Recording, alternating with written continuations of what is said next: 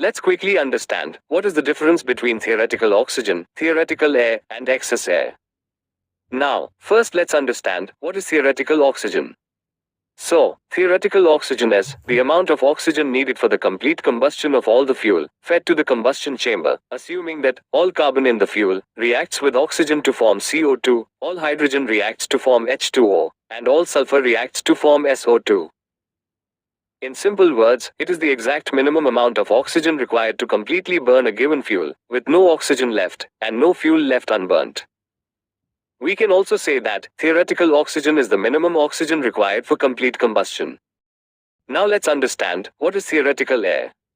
So, the theoretical air is the quantity of air that contains the theoretical oxygen, which means that it is the minimum amount of air required to burn the fuel completely, so that all carbon gets converted into CO2, all hydrogen into H2O, and all sulfur into SO2. In simple words, it is the amount of air that contains the theoretical oxygen, and it is just the oxygen requirement expressed in terms of actual air.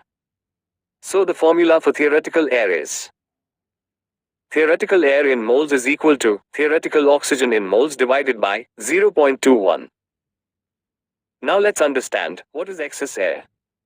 So, excess air is the amount of air by which the air fed to the combustion chamber exceeds the theoretical air.